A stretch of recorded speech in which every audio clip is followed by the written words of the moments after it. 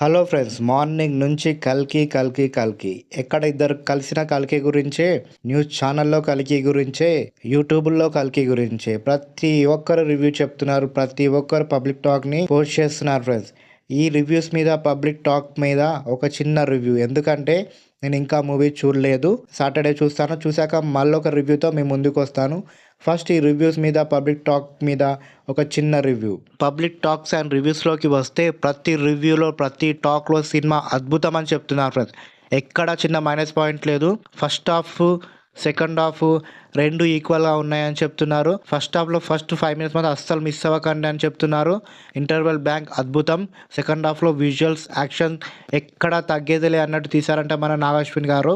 ఇంకా అందరూ ఎక్స్పెక్ట్ చేసినట్టే సినిమాలో క్యామియో కూడా చాలా బాగుందంట ఫ్రెండ్స్. అండ్ ప్రతి క్యారెక్టర్కి ఇంపార్టెన్స్ ఉంది. ప్రతి క్యారెక్టర్ని ఫుల్ఫ్లెజ్గా వాడుకున్నారు.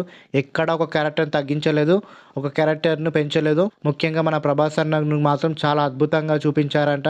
అసలు మీరు ట్రైలర్లో ఎక్స్పెక్ట్ చేసింది ఒకటి ఉంటుంది, సినిమాలో ఒకటి ఉంటుంది. మీరు ఎక్స్పెక్ట్ చేసిన దానికి ఒక రేంజ్కి వెళ్ళిపోతారని చెప్తున్నారు. ప్రతి ఒక్కరు మస్ట్ వాచ్ మూవీ అని చెప్తున్నారు.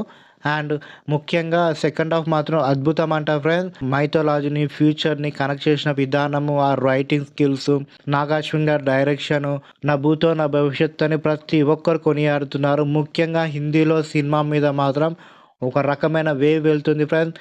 యుఎస్, కెనడా ఎక్కడ చూసినా కల్కి గురించి పాజిటివ్ తప్ప ఎక్కడ నెగిటివ్నెస్ లేదు. ఖచ్చితంగా RRR రికార్డులు, బాహుబలి రికార్డులు బ్రేక్ అవ్వబోతున్నాయని తెలుస్తుంది.